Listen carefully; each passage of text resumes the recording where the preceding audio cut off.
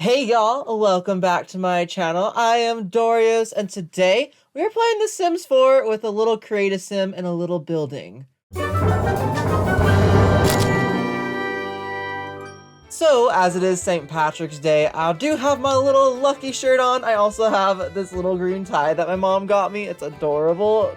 Look at it, it's amazing. But let's get right on into the create-a-sim portion.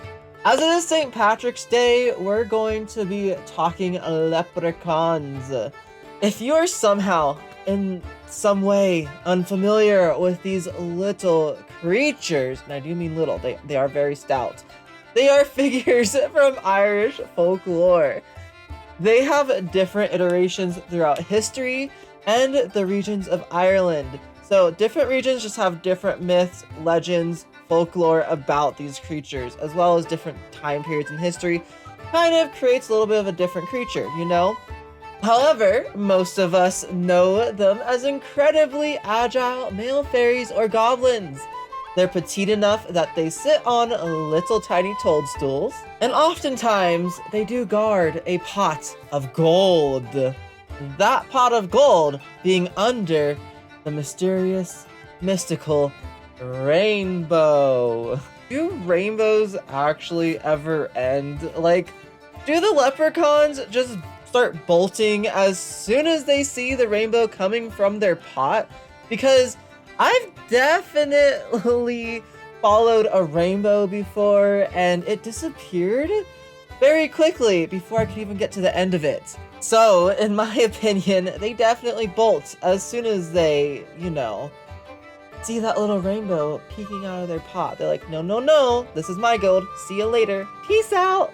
Anyways, they do dress in green clothes with a hat and black shoes, both of those completed with a little lovely buckle. If you are specifically like me, then you may know that they often dash away from small children, punching some not so delicious or nutritious cereal. Maybe that's why I never found one at the end of the rainbow. I was a child, they saw me, and they just ran straight away from me. Who knows? But those cereal boxes were red, and leprechauns were also often known to wear red, which we are incorporating into our sim as well. Speaking of our sim, I did give my leprechaun the aspiration of fabulously wealthy, because we all know they like their pots of gold, and a couple of different likes and dislikes that you guys can discover for yourselves if you'd like to. And the traits of maker, because as we'll get into, they do make things. Materialistic, because that pot of gold. I mean, they're materialistic. They like that moolah. And I also gave them Green Fiend, because I felt like he would, really be in tune with nature, being a little green leprechaun. I do know it's not pronounced leprechaun. It's just more fun to say. Okay? In doing some research, i.e., watching YouTube videos and reading a couple of articles on the topic, I found out that indeed leprechauns do not live in their pots of gold.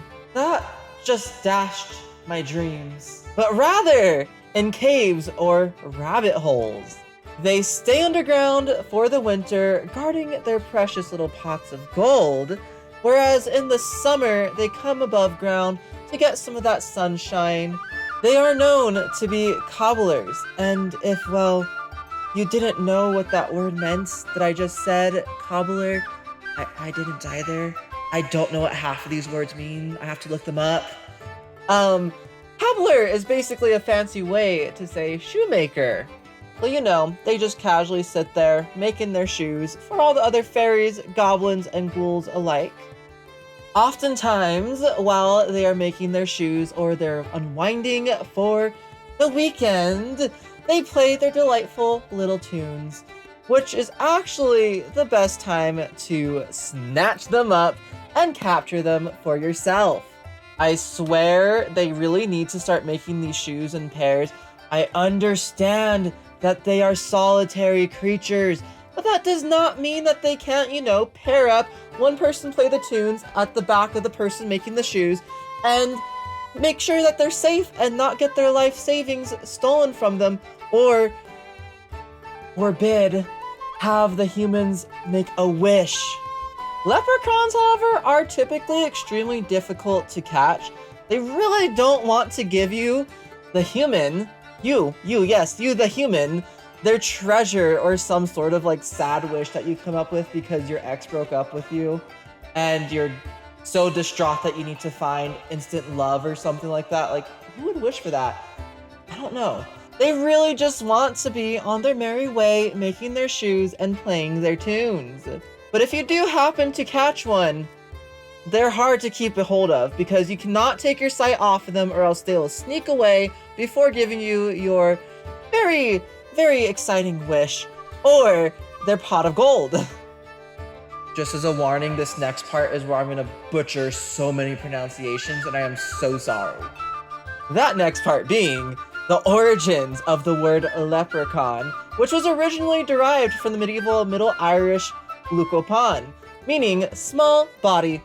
Yes, essentially, they were just another word for a little person, which makes sense why they could enter their home through rabbit holes. You'd have to be really tiny to enter a rabbit hole and also sit on a toadstool. Those are both very small people tasks. Another possible origin for the leprechauns is from the ancient Irish Celtic god and cultural hero, Lugh. If I mispronounce any of these names, again, I am sorry. I tried, okay? I really tried. Anyways, Lugh was originally the god of sun and light and became a great warrior ruler in Ireland. His stature literally shrank over time as the Christianization of Europe began and gathered pace. Eventually, he became Luchorpáin, meaning stooping Lugh, as he inhabited the underground world of Sid. Sid, just another word that I can't pronounce. I don't know how to pronounce Celtic or Irish words, and I am so sorry to all of you native speakers. Anyways, Sid was the place where the gods were transferred after kind of being forgotten as the old traditions faded away and the new ones were embraced by the people. Lugh went on in this underground world to become a sort of fairy craftsman, marking him from then on as a leprechaun in the fairy goblin-centric medieval folklore. There were multiple other origins that I didn't fully mention and I'm not going to mention in this video. Another possible origin for the leprechaun was the Luchorp or Luchorpáin, who were water sprites of Celtic mythology. They were captured and then they eventually won their freedom through swimming lessons. Can you imagine being captured and then winning your freedom just by teaching someone how to swim? Then there are the Clúracán, who are male spirits seen in wider Europe folklore who are said to haunt cellars. They're also solitary little critters.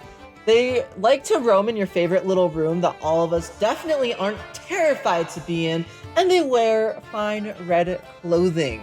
I'm assuming this is where the red clothing part comes from, where they used to think leprechauns wore red because this is an iteration of them.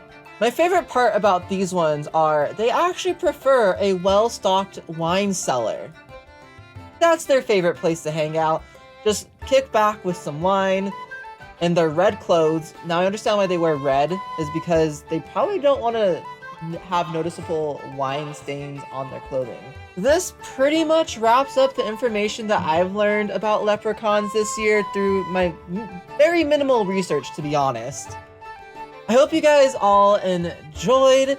Stay safe out there today, and I'm gonna leave you off with a little montage of some clips of the build in action. I'll see you guys all next time.